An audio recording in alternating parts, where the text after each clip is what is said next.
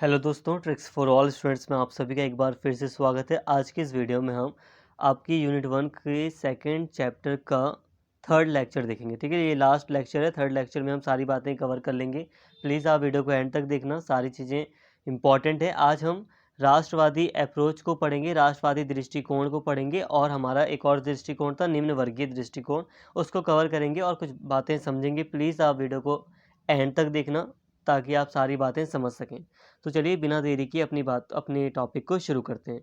तो राष्ट्रवादी पद्धति या दृष्टिकोण, उपनिवेशवाद के अध्ययन की राष्ट्रवादी पद्धति का प्रतिनिधित्व करने वाले लेखकों में प्रमुख हैं सुरेंद्रनाथ बनर्जी, लाजपत राय, A.C. मजूमदार, R.C. प्रधान। सबसे पहले यहाँ पे आपको थोड़ा सा मैं समझा देता हूँ। देखो, यहाँ पर हम बात कर रहे हैं कि राष्ट्रवाद को समझने के लिए अलग अलग दृष्टिकोण है। ठीक है, राष्ट्रवाद को समझने के लिए अलग अलग दृष्टिकोण है। हमने अभी तक औपनिवेशिक दृष्टिकोण को देख लिया, हमने अभी तक मार्क्सवादी दृष्टिकोण को देखा कि वो लोग भारत में राष्ट्रवाद को कैसे देखते हैं।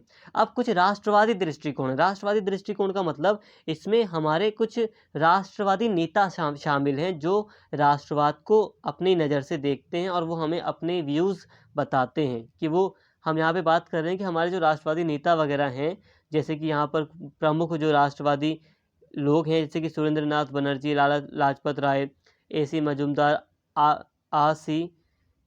प्रधान, तो ये जो लोग हैं इन्होंने किस नज़र से भारतीय राष्ट्रवाद को देखा है, हम वो पढ़ेंगे। तो सीता भी पहाड़ मया, B.R. नंदा, विश्वेश्वर प्रसाद आदि, तो ये प्रमुख लेखक रहे हैं राष्ट्रवादी दृष्टिकोण के। ये लेखक मूलतः ब्रिटिश उपनिवेशवाद के शोषणकारी चरित्र पर बल देते हैं। अब ये जो लेखक हैं वो मुख्य रूप से मुख्य रूप से वो बात करते हैं कि ये जो उपनिवेशवाद था, ब्रिटिश उपनिवेश भारत में, ये शोषणकारी था। इसने भारत का शोषण किया था, जो ब्रिटिश उपनिवेशवाद था उसने। इन्होंने उपनिवेशवाद की इस विशेषता को अच्छी तरह आत्मसात कर लिया कि ब्रिटिश आर्थिक साम्राज्यवाद का सार भारतीय अर्थव्यवस्था को ब्रिटिश अर्थव्यवस्था के अधीन करना था। इन्होंने ब्रिटेन द्वारा भारत में उपनिवेशी अर्थव्यवस्था का विकास करने के प्रयत्नों की आलोचना की, अर्थात भारत को कच्चे सामान की आपूर्ति, मशीन निर्मित सामान के बाजार तथा विदेशी पूंजी निवेश के क्षेत्र के रूप में परिवर्तित करना। देखो, अब ये जो राष्ट्रवादी लेखक वगैरह रहे हैं, इन्होंने साफ तौर पर कहा, या इन्होंने ये बात मानी, इन्होंने ये कहा कि ये जो ब्रिटिश उपनिवेशवाद था ये आर्थिक साम्राज्यवाद के चलते, मतलब ये जो ब्रिटिश अर्थव्यवस्था थी वो अपने आप को ऊंचाई पर रखते हुए भारतीय अर्थव्यवस्था को अपने अधीन करना चाहती थी, अपना पूरी तरह गुलाम बनाना चाहती थी। इसलिए वो क्या कर रहे थे, वो मशीन के द्वारा निर्मित सामान को भारत में बेचने के लिए भेजते थे, जो कि सस्ता मिलता था भारतीय लोगों को, और भारत का जो सामान था जो कि हाथ से बना होता था वो महंगा हो जाता था। तो इससे भारत में उद्योग वगैरह सब ठप हो रहे थे, व्यापार ठप हो रहा था, और भारत की अर्थव्यवस्था पूरी तरह चरमरा गई थी, बेकार हो गई थी, और ब्रिटिश अर्थव्यवस्था आगे बढ़ती जा रही थी। तो ये जो राष्ट्रवादी लेखक हैं साफ तौर पर मानते हैं कि ब्रिटिश क्या करना चाह रहे थे, ब्रिटिश अर्थव्यवस्था को भारतीय अर्थव्यवस्था को ब्रिटिश अर्थव्यवस्था के अधीन करना चाहते थे, और यही उन्होंने किया भी। तो ये साफ तौर पर ऐसी बातें कहते हैं, मानते हैं, ये इनके सिद्धांत हैं प्रमुख। इनका दृढ़ विश्वास था कि भारत की बढ़ती हुई गरीबी, इसके आर्थिक पिछड़ेपन तथा आधुनिक उद्योग एवं कृषि के विकास में असफलता के लिए बाधाएं खड़ी करने के लिए ब्रिटिश सरकार जिम्मेदार है। ये साफ साफ मानते हैं, ये विश्वास करते हैं ये लेखक कि भारत में जो गरीबी वगैरह बढ़ रही है, आर्थिक जो पिछड़ापन आ गया है, और जो बाधाएं हैं भारत की कृषि विकास के लिए, इन सब की जिम्मेदार ब्रिटिश सरकार थी। इस तरह ये इस बात पर भी सहमत थे कि भारत में राष्ट्रीय आंदोलन का सूत्रपात राष्ट्रवाद और स्वतंत्रता के विचारों के प्रसार तथा अनुभूति के परिणाम स्वरूप हुआ। इन्होंने भारत के राष्ट्र बनने की प्रक्रिया में सक्रिय योगदान दिया। अब यहाँ पर एक बात और समझो, ये जो राष्ट्रवादी पद्धति है, इसमें जो राष्ट्रवादी विचारक है इनका मतलब भी समझो। ये राष्ट्रवादी विचारक पूरी तरह बात करते हैं कि भारत में राष्ट्रवाद था। जितने भी अभी हमने विचारधाराएं पढ़ी ना, अभी तक दो विचारधाराएं हमने पढ़ी हैं, दो दृष्टिकोण अभी हमने पहले पढ़े, वो क्या कहते हैं, राष्ट्रवाद, एक तो कहता है राष्ट्रवाद है ही नहीं, मार्क्सवादी कहता है राष्ट्रवाद था लेकिन फिर उसमें वर्ग संघर्ष था, लेकिन नहीं, ये जो राष्ट्रवादी लेखक हैं ये पूरी तरह मानते हैं कि भारत में राष्ट्रवाद था, मतलब कि लोगों अपने देश के प्रति, भारत के प्रति प्रेम भावना थी और भारत के लिए उन्होंने लड़ाइयाँ लड़ी, ये ऐसा मानते हैं। ठीक है, इसी तरह ये इस बात पर भी सहमत होते हैं कि भारत में राष्ट्रीय आंदोलन का सूत्रपात राष्ट्रवाद, स्वतंत्रता के विचारों के प्रसार और अनुभूति का परिणाम स्वरूप था। मतलब यही कि भारत में जो आंदोलन शुरू हुआ था, एक व्यापक पूरे देश में जो राष्ट्रीय आंदोलन शुरू हुआ, उसका कारण राष्ट्रवाद था, ये मानते हैं। स्वतंत्रता की लोग इच्छा कर रहे थे, इसी के परिणाम स्वरूप इतना बड़ा आंदोलन हुआ। इससे इन्होंने भारत के राष्ट्र बनने की प्रक्रिया में सक्रिय योगदान दिया। अब ये जो लेखक थे ना, इन्होंने माना है कि ये जो राष्ट्रीय आंदोलन वगैरह हो रहे थे, इसने भारत को पूरी तरह एक राष्ट्र बनाने में काफ़ी बड़ा योगदान दिया। मुख्य धारा के इस धर्मनिरपेक्ष तथा उपनिवेशवादी विरोधी राष्ट्रवाद का मानना था कि भारत में सभी प्रकार के धार्मिक, सांस्कृतिक, राजनीतिक प्रभुत्व का एक ही वास्तविक कारण था, बाह्य एवं विदेशी स्रोत। अब ये कहते थे कि भारत में जितनी भी चीज़ें हैं, मतलब भारत में जितने भी दंगे वगैरह हो रहे हैं, जितने भी सांप्रदायिकता है, जितने भी ऐसे विचार हैं जिसमें भारतीयों को हीन दिखाया जा रहा है, भारतीयों को कमज़ोर दिखाया जा रहा है, ये सब विदेशी स्रोत हैं। भारत में जितनी गरीबी वगैरह बढ़ रही है, इन सब का कारण विदेशी हैं, ये सब विदेशी स्रोत हैं।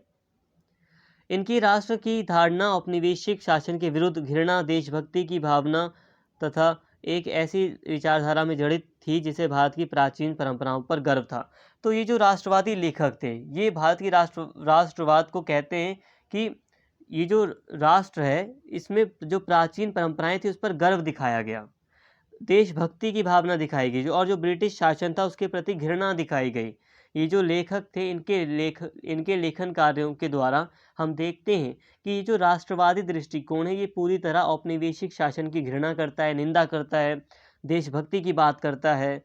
ये बात करता है कि जो प्राचीन भारत का इतिहास रहा था, परंपरा रही थी, उस पर गर्व करने की बात करता है, ताकि लोग एकजुट हों, पूरी तरह लोग अपनी संस्कृति को पहचानें और अपने आप पर गर्व करें और आगे बढ़ें। क्योंकि अंग्रेज़ तो हमेशा ये कहते थे कि जो पश्चिमी, जो यूरोपीय संस्कृति है, वही सर्वश्रेष्ठ है, सबसे बड़ी है।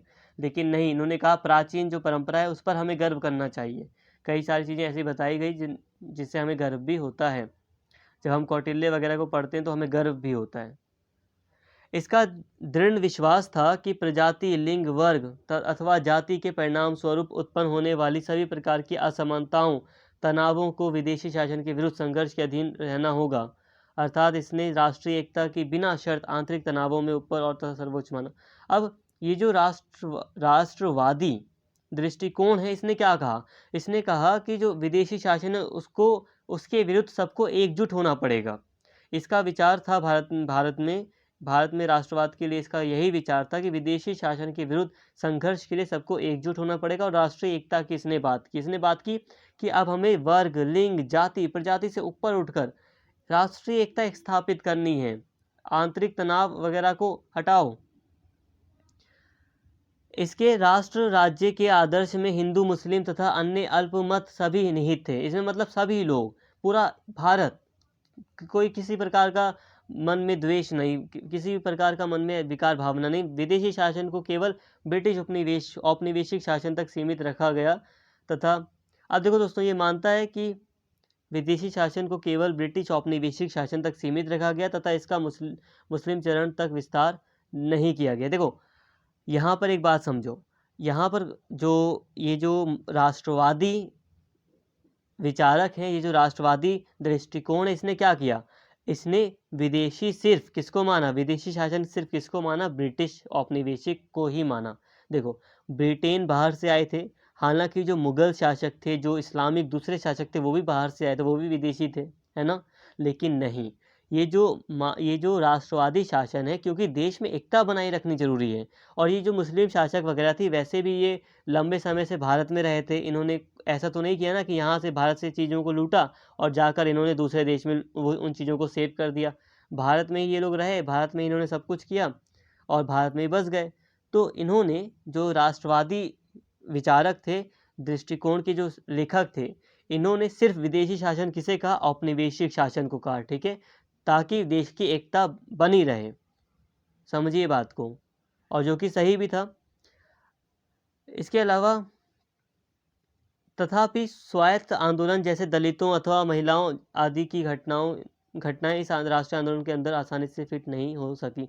हालांकि दोस्तों हम देखते हैं फिर भी कई सारे अलग अलग स्वतंत्र आंदोलन भी होते रहे। राष्ट्रीय आंदोलन में सभी लोगों की पार्टिसिपेशन की आवश्यकता थी, लेकिन हम देखते हैं कि दलित आंदोलन अलग से हो रहे थे, महिला आंदोलन भी हो रहे थे, तो ये राष्ट्रीय आंदोलन के अंदर नहीं फिट हो पाए और ये अलग से हो रहे थे।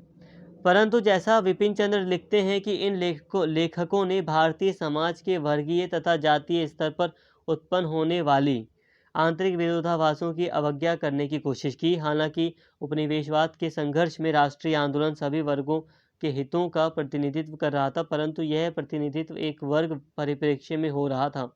अतः राष्ट्रीय आंदोलन पर प्रभुत्व जमाने के लिए विभिन्न सामाजिक तथा वैचारिक परिप्रेक्ष्यों में निरंतर संघर्ष चल रहा था। अब यहाँ पर विपिन चंद्र थोड़ी सी आलोचना भी करते हुए, देखो तारीफें चाहिए हमें, ठीक है, अच्छाइयाँ चाहिए, लेकिन साथ में हमें थोड़ा सा क्रिटिक जो आलोचना है वो भी पता होनी चाहिए। अब कमी क्या है इसकी, थोड़ी सी ये है कि विपिन चंद्र हमें बताते हैं कि जो अलग अलग वर्ग या अलग अलग जातियों के बीच जो संघर्ष था, जो विरोधाभास थे, कई बार हमने ये भी देखा कि कई सारी जो ऊंची जातियां थी वो निम्न जाति के पार्टिसिपेशन की मतलब निंदा कर रहे थे, मतलब निम्न जातियों की सत्ता को नहीं बनाना चाहते थे। तो ये जो संघर्ष था जातियों के बीच, धर्म के बीच, इसको इन्होंने इसकी अवज्ञा कर दी, इसको नहीं दिखाया। राष्ट्रवादियों ने एकता की बात दिखाई, इन्होंने संघर्ष को, जो देश के अंदर जो संघर्ष था आपसी लोगों के बीच, उसको नहीं दिखाया। हालांकि संघर्ष था तो जरूरी था, हालांकि उतना बड़ा, जैसे कि अब मार्क्सवादी कहते हैं वर्ग संघर्ष था, तो हम उतना ज़्यादा वर्ग संघर्ष भी नहीं मानते जितना मार्क्सवादी कहते हैं। थोड़ा था लेकिन था। और अलग अलग विचारधाराएं भी तो थी जिनके बीच संघर्ष था।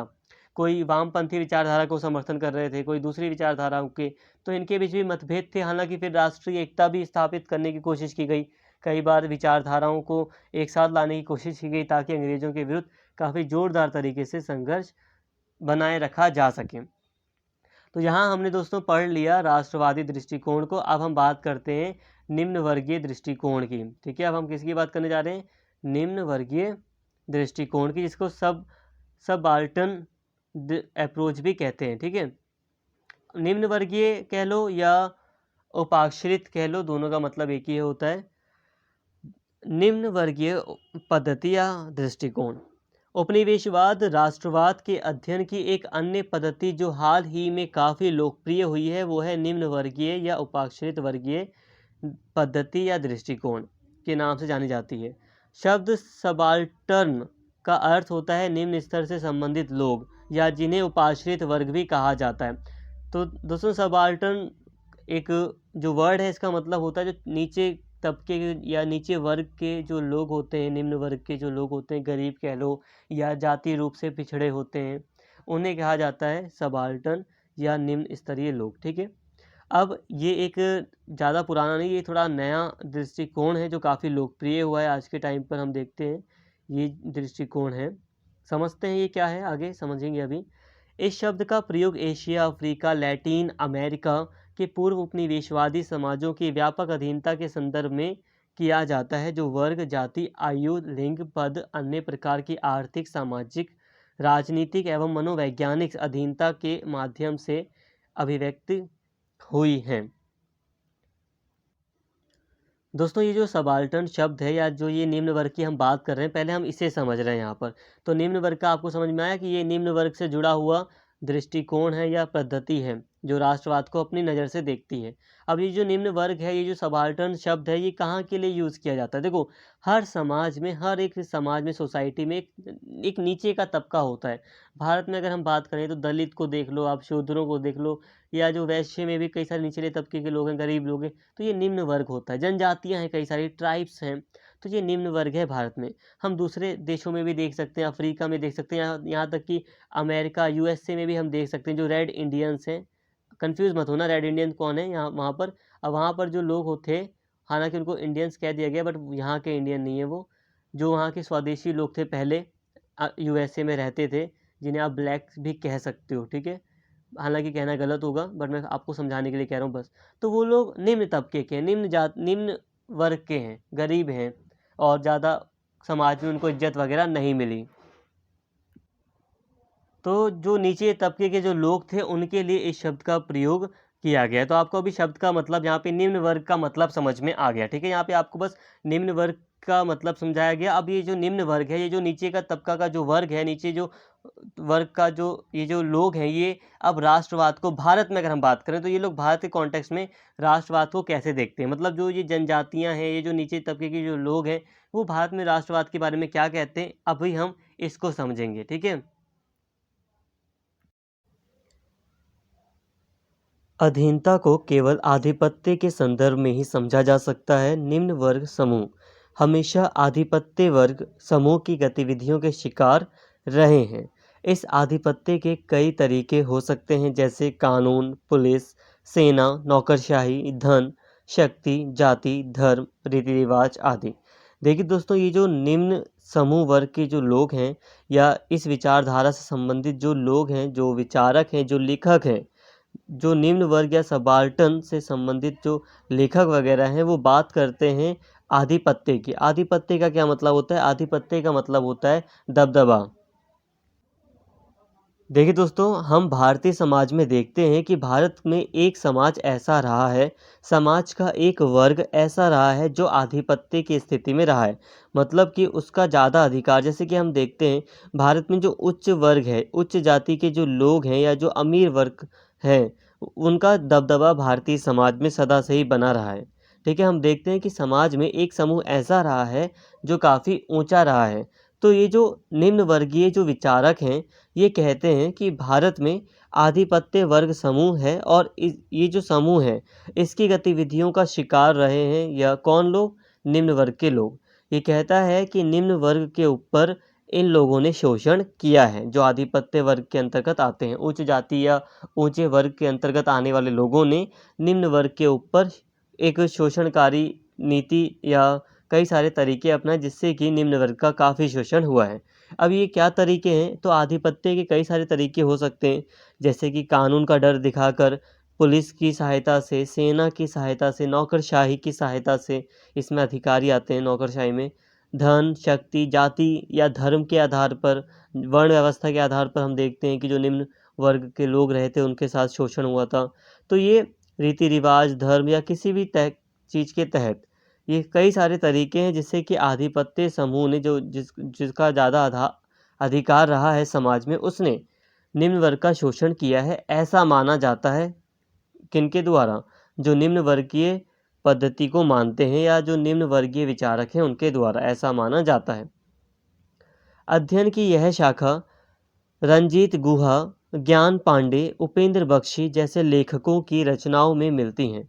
ये लेखक महत्वपूर्ण ऐतिहासिक लेखन के विशिष्ट वर्गीय लेखन यहाँ पे को होगा, लेखन को विशिष्ट वर्गीय इतिहास कहकर रद्द कर देते हैं, तथा एक नए इतिहास, जनवादी इतिहास या उपाश्रित या निम्न वर्गीय इतिहास की रचना करना चाहते हैं। देखो दोस्तों, अब यहाँ अगर हम लेखकों की बात करें कि कौन कौन से लेखक निम्न वर्गीय समूह से, मतलब निम्न वर्गीय जो विचार है, पद्धति है, उससे संबंधित हैं, तो रंजीत गुहा हो गए, ज्ञान पांडे हो गए, उपेंद्र बख्शी, ये प्रमुख लेखक हैं जो निम्न वर्गीय विचार को प्रस्तुत करते हैं। अब ये ऐसे लेखक हैं जो जो मतलब लेखक छोड़ो, हम अगर बात करें निम्न वर्गीय पद्धति की, तो निम्न वर्गीय जो ये पद्धति है या दृष्टिकोण है राष्ट्रवाद को समझने का, ये इतिहास, जो भारत का जो इतिहास रहा है, जो लेखन, जो हमने इतिहास को देखा है, उसको विशिष्ट वर्गीय इतिहास इसने कह दिया है। इसने कह दिया कि भारत में हमें जो इतिहास देखने को मिलता है, हिस्ट्री देखने को मिलता है, वो विशिष्ट वर्ग के द्वारा तैयार किया गया है, उच्च वर्ग के लोगों के द्वारा तैयार किया गया है। इसलिए ये उस इतिहास को पूरी तरह रद्द कर देते हैं और एक नए इतिहास की मांग करते हैं, जो उपाश्रित, जो निम्न वर्ग के लोगों का इतिहास होगा, जिसमें आम जनता ज़्यादा शामिल होगी, ऐसे इतिहास की बात करते हैं। स्पेशली निम्न वर्गीय इतिहास की रचना करना चाहते हैं। सबाल्टर्न यानी कि जो निम्न वर्गीय लेखक हैं, वो लेखक सारे समाज को दो समूहों में बांटते हैं, विशिष्ट समूह तथा निम्न। देखो, दो समूह में बांट दिया है, एक विशिष्ट समूह और एक निम्न समूह। यहाँ पर जनसाधारण विशिष्ट वर्ग एक विशेषाधिकारी समूह होता है जो सत्य एवं ज्ञान का उत्पादक और उपभोक्ता होता है, जो अधिकार, स्वतंत्रता, संपत्ति और न्याय के मानदंड निश्चित करता है। अब ये क्या है, इसे समझ लेते हैं। देखो दोस्तों, जो सबाल्टर्न लेखक हैं वो पूरे के पूरे समाज को दो समूहों में बांट देते हैं। वो कहते हैं कि समाज में, ये लेखक कहते हैं कि समाज में दो समूह हैं, एक विशिष्ट वर्ग है और एक निम्न वर्ग है। निम्न वर्ग में जो साधारण है, जनसाधारण जो आम लोग हैं बिल्कुल, वो लोग आते हैं। अब विशिष्ट वर्ग जो रहा है उसके पास विशेषाधिकार रहा है। इनका मानना है कि जो विशिष्ट वर्ग था, जो एक ऊंचा वर्ग था, उसके पास विशेषाधिकार रहे थे और यही विशिष्ट वर्ग, ये जो विशिष्ट वर्ग है वही तय करता है कि समाज में क्या चीज़ें सत्य है, क्या ज्ञान की चीज़ें हैं, और यही सारी मानदंड जैसे कि अधिकार, स्वतंत्रता, संपत्ति, न्याय से संबंधित जो विचार वगैरह हैं, उनके जो नियम वगैरह हैं, वो ये विशिष्ट वर्ग ही निश्चित करता है। दूसरा समूह समाज के निम्न एवं पिछड़े हुए जनसाधारण लोग होते हैं। दूसरे समूह में जो कमज़ोर लोग होते हैं, जो निम्न लोग हैं, जो पिछड़े हुए लोग हैं, वो आते हैं। जैसे कृषक वर्ग हो गया, जनजातीय लोग हो गए। जनजातीय मतलब ट्राइब्स वगैरह हैं, जो कबीले वगैरह आज भी हम देखते हैं कि जंगलों में कई मतलब स्थानीय लोग रहते हैं जो जनजातियां हैं। अभी भी शहरों में इतना व्यापक रूप से नहीं रह रहे वो। बंधुआ मजदूर, महिला मजदूर, या जो अछूत लोग वगैरह थे, यहाँ पे गलत लिखा है, अछूत आदि, ये निम्न वर्ग और समूह एक तरह से विशिष्ट वर्ग द्वारा प्रयुक्त किया जाने वाला कच्चा सामान होता है। अपने लंबे इतिहास में यह अधीनस्थ समूह राज्य तथा विशिष्ट वर्गों की चालबाजियों के शिकार रहे। देखो दोस्तों, साफ तौर पर यहाँ पे यही कहा जा रहा है, ज़्यादा डिटेल में जाने की जरूरत नहीं है। यहाँ पे यही कहा जा रहा है कि जो निम्न समूह है, ये निम्न समूह में ये साधारण लोग आते हैं, जो पिछड़े हुए लोग हैं, ठीक है, ये लोग आते हैं निम्न समूह के अंतर्गत। और इन लोगों का हमेशा ही, सदा ही, जो विशिष्ट वर्ग है उसने एक लंबे इतिहास में शोषण किया है, निम्न वर्ग के लोगों को अपने अधीन रखा है, और इनका अपनी तरीकों के जरिए, अपनी चालबाजियों के जरिए निम्न वर्ग सदा ही विशिष्ट वर्गों की चालबाजियों का शिकार रहे हैं। इन लेखकों के अनुसार उपनिवेशी शासन के दौरान भारतीय समाज में मौलिक विरोधाभास इन विशिष्ट वर्गों तथा सबाल्टर्न समूहों के बीच था। उपनिवेशवाद तथा विशिष्ट वर्ग समूहों ने समाज के विभिन्न वर्गों में राष्ट्रीय एकता की भावना को पनपने से रोकने के लिए कई कदम उठाए। दोस्तों, अब ये जो पद्धति है, निम्न वर्गीय पद्धति, ये मानती है कि जो समाज में उपनिवेशवाद के टाइम पर समाज में जो विरोधाभास था, जैसे कि अभी हम क्या मतलब नॉर्मली अगर हम कहें, अगर किसी भी विचारधारा को ना देखें या जो कुछ विचारधाराओं की अगर हम बात करें, तो यही माना जा रहा था कि जो ब्रिटिशर्स हैं और जो भारतीय हैं, उन दोनों के बीच क्या था, विरोधाभास था। दोनों के बीच लड़ाइयाँ थी, दोनों के जो हित थे वो एक दूसरे के अपोजिट थे, दोनों के इंटरेस्ट एक दूसरे के अपोजिट थे, विरोधाभास था। लेकिन ये जो निम्न वर्गीय लेखक हैं, ये कहते हैं नहीं, अंग्रेज उपनिवेशवाद के अंतर्गत जो समाज था, समाज के अंदर ही जो वर्ग थे उनके बीच जो विरोधाभास था, मतलब जो विशिष्ट वर्ग हैं और जो गरीब वर्ग हैं या जो निम्न वर्ग हैं, इन दोनों के बीच विवाद था या संघर्ष था या विरोधाभास था। दोनों के हित एक दूसरे के अपोजिट थे। तो यहाँ पर एक एक समाज के अंदर जो विशिष्ट वर्ग है वो और जो निम्न वर्ग है वो, इन दोनों के मध्य संघर्ष या विरोधाभास की बात करता है ये निम्न वर्गीय या सबाल्टर्न पद्धति या दृष्टिकोण। ये नहीं कहता कि उपनिवेशवाद के अंतर्गत अंग्रेजों और भारतीय लोगों के बीच विरोधाभास था, बल्कि ये कहता है कि समाज के अंदर ही जो विशिष्ट वर्ग है और जो निम्न वर्ग के लोग थे, उन दोनों में विरोधाभास था, लड़ाइयाँ थी। इसके साथ ही ये कहता है कि उपनिवेशवाद के अंतर्गत जब उपनिवेशवाद था, तो जो ये ऊंचे वर्ग के जो लोग थे या जो समूह थे, इन्होंने समाज में जो अलग अलग वर्ग हैं उनके बीच राष्ट्रीय एकता पैदा नहीं होने दी, बहुत सारी रुकावटें डालीं। विशिष्ट वर्ग ने, ऐसा इनके द्वारा कहा जा रहा है कि विशिष्ट वर्ग ने, ऊंचे वर्ग ने, जो एक अमीर वर्ग था, एक छोटा सा एक अमीर वर्ग जो था, इसने अलग अलग वर्गों के में राष्ट्रीय एकता की भावना को पनपने नहीं दिया। ठीक है, कई सारी रुकावटें पैदा की।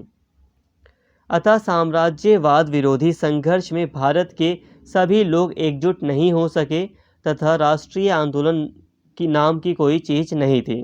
भारत में दो तरह के आंदोलन बड़े स्पष्ट थे, सबाल्टर्न लोगों का सच्चा साम्राज्यवाद विरोधी आंदोलन तथा विशिष्ट वर्ग का नकली राष्ट्रीय आंदोलन।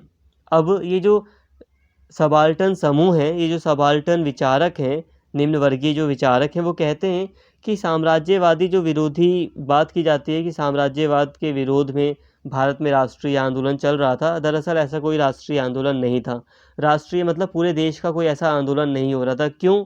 क्योंकि यहाँ पे कहा जा रहा है कि आंदोलन बस दो हो रहे थे, वो ये थे कि जो सबाल्टर्न लोग थे, जो निम्न वर्ग के लोग थे, बस वही साम्राज्यवाद का विरोध कर रहे थे। पूरा जो देश था उसे हम राष्ट्रीय आंदोलन नहीं कह सकते। इसमें बस सबाल्टर्न लोग ही, जो निम्न वर्ग के लोग थे, वही एक सच्चा साम्राज्यवादी विरोधी आंदोलन कर रहे थे, और जो विशिष्ट वर्ग था वो आंदोलन जो कर रहा था वो एक नकली आंदोलन था। ऐसा निम्न वर्गीय दृष्टिकोण का कहना है। उपाश्रित वर्गीय लेखक यानी कि निम्न वर्गीय जो लेखक हैं, इतिहास, समाज तथा राजनीति को निम्न स्तर देखना चाहते हैं। इनका मानना है कि उपनिवेशवाद के आगमन ने एक तरफ साम्राज्यवादी शक्तियों तथा औपनिवेशिक समाज के कई समूहों तथा दूसरी तरफ परस्पर कई समूहों में कई संघर्ष आरंभ कर दिए। औपनिवेशिक शासन महाजनों, व्यापारियों, भूमि हड़पने वालों तथा ठेकेदारों के माध्यम से गांव तथा जनजातीय क्षेत्रों तक पहुंच गया। यहाँ गांव होगा, ठीक है, गांव तथा जनजातीय क्षेत्रों तक पहुंच गया। दोस्तों, ये जो उपाश्रित वर्गीय लेखक हैं, ये जो निम्न वर्गीय जो लेखक हैं, वो चाहते हैं कि जो इतिहास है, जो समाज है, भारत का जो राजनीति है, उसे निम्न स्तर के नज़रिए से देखना चाहते हैं। ये कि निम्न स्तरीय नज़रिया कैसा रहा था। इनका मानना है कि अंग्रेज़ों के आगमन से कई चीज़ें हुई, जैसे कि साम्राज्यवादी शक्तियाँ मजबूत हुई, साम्राज्यवाद का विस्तार हुआ और कई सारे समूहों का आगमन हुआ। मतलब कई सारे समूह अस्तित्व में आए और कई सारे संघर्ष इनके द्वारा भी आरंभ हुए। औपनिवेशिक शासन के अंतर्गत क्या हुआ? इनका मानना है निम्न वर्गीय लेखकों का कि औपनिवेशिक शासन के अंतर्गत कई सारे समूहों को ताकत मिली, जैसे कि महाजन, व्यापारी, भूमि हड़पने वाले लोगों को, ठेकेदारों को सहायता मिली, काफ़ी मजबूत हुए ये, और इन्हीं के माध्यम से जो गांव थे, जो जनजातीय क्षेत्र थे, वहां तक औपनिवेशिक शासन पहुंच गया। मतलब ये कि औपनिवेशिक शासन के तहत निम्न वर्गीय लोगों का शोषण हुआ, ये मानते हैं ये। हाँ, ये मानते को दोस्तों दो बातें मान रहे हैं। ये कहते हैं कि उपनिवेशवाद ने भी शोषण किया और जो ऊंचे वर्ग का लोग थे उन्होंने भी शोषण किया। अतः निम्न वर्गीय दृष्टिकोण का दावा है कि परिवर्तन का यंत्र केवल राष्ट्रीय नेतृत्व ही नहीं था, बल्कि इन निम्न समूहों के संघर्ष भी थे। अतः यह पद्धति भारत में ब्रिटिश उपनिवेशवाद को इन निम्न समूहों के संघर्ष के अनुभव के माध्यम से समझना चाहती है, जो उपनिवेशवाद एवं विशिष्ट समूहों दोनों के शिकार रहे और उनके निम्न स्थिति में बने रहने का मुख्य कारण भी थे। देखिए दोस्तों, ये जो निम्न वर्गीय दृष्टिकोण है, ये दावा करती है कि जो राष्ट्रीय नेतृत्व था, जो राष्ट्रीय आंदोलन हो रहा था, एक्चुअल में वो राष्ट्रीय आंदोलन नहीं था। ऐसा इसलिए क्योंकि ये कहते हैं कि वो दो तरह के आंदोलन हो रहे थे। एक विशिष्ट वर्ग कर रहा था और विशिष्ट वर्ग के आंदोलन को ये कहते हैं नकली है, और असली जो आंदोलन था वो ये कहते हैं कि जो निम्न वर्ग के द्वारा जो संघर्ष किया जा रहा था औपनिवेशिक शासन के विरुद्ध, वही सही मायने में एक आंदोलन था। इसके साथ ही दोस्तों यहाँ पर एक बात समझो। देखो, एक्चुअल में जो औपनिवेशिक शासक थे, जो अंग्रेजी शासन था, ब्रिटिश शासन था, अब उन्होंने जंगलों में प्रवेश करना शुरू कर दिया था। उन्होंने जंगलों को काटना शुरू किया, पहाड़ी इलाकों में उन्होंने घुसना शुरू कर दिया था। उन्होंने पहाड़ों में जो जनजातीय कबीले वगैरह रह रहे थे उनको विस्थापित कर दिया था, जिस कारण से कई सारे विद्रोह हुए थे इन निम्न वर्गीय लोगों के द्वारा। स्पेशली किसानों ने भी कई सारे विद्रोह किए थे और जनजातीय लोगों ने भी कई सारे विद्रोह किए थे। अगर जनजातियों की बात करें तो संथाल विद्रोह या कई दूसरे जनजातियों ने विद्रोह किए थे। तो जो निम्न वर्ग का तबका है वो ऐसे ही देखता है कि निम्न वर्ग ने अंग्रेज़ों का या ब्रिटिश शासन का काफ़ी विरोध किया और इसी के तहत ये राष्ट्रवाद को देखता है। ये कहता है कि असली राष्ट्रवाद निम्न वर्ग के कारण ही हुआ है और ये निम्न वर्ग ही संघर्ष कर रहा था ब्रिटिश शासन के खिलाफ। और एक चीज़ और मैंने अभी आपको बताई, वही चीज़ आप रिपीट करूँगा एक बार, कि निम्न वर्गीय लोग मानते हैं कि उपनिवेशवाद के अंतर्गत जो निम्न समूह थे उनका वो दो चीज़ों से संघर्ष कर रहे थे। एक तो उपनिवेशवाद के खिलाफ उनका संघर्ष था और दूसरा संघर्ष विशिष्ट समूहों के खिलाफ था, क्योंकि ब्रिटिश सरकार और जो विशिष्ट समूह थे दोनों ही निम्न वर्ग के लोगों का शोषण कर रहे थे, ऐसा इनका मानना है। तो दोस्तों यहाँ तक हमने सारी बातें कवर कर ली। हमने यहाँ पर जो हमारा टॉपिक था निम्न वर्गीय पद्धति या निम्न वर्गीय दृष्टिकोण, इसको पूरी तरह खत्म कर लिया, पढ़ लिया। उम्मीद करता हूँ सारी बातें आपको क्लियर हो गई होंगी। हमने यहाँ तक आपका जो राष्ट्रीय पद्धति थी, अप्रोच थी, उसको भी पढ़ लिया और इसके तहत आपका ये पूरा का पूरा जो यूनिट है वो खत्म होती है। हालांकि आपका एक टॉपिक रह गया है पोस्ट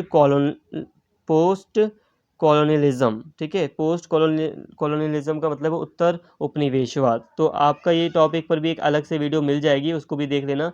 तो आपका जो यूनिट है, यूनिट 1 आपकी पूरी तरह फिर कंप्लीट हो जाएगी। यहाँ तक वैसे पूरी तरह ही समझो कंप्लीट हो गई है और ये टॉपिक ज़्यादा बड़ा नहीं, शॉर्ट में ही आपको समझा दिया जाएगा आगे। तो यहाँ तक आप मानकर चलिए आपकी जो यूनिट 1 है वो पूरी तरह खत्म हो गई है। पोस्ट कॉलोनियलिज्म का भी वीडियो आपको जल्दी मिल जाएगी, तो उससे पूरी तरह आपकी यूनिट 1 कवर हो जाएगी। तो उम्मीद करता हूँ सारी चीज़ें आपको समझ में आ गई होंगी दोस्तों। अगर वीडियो अच्छी लगी हो तो प्लीज़ चैनल को सब्सक्राइब कर लें और इस वीडियो को ज़्यादा से ज़्यादा शेयर करें और लाइक करें। Thank you.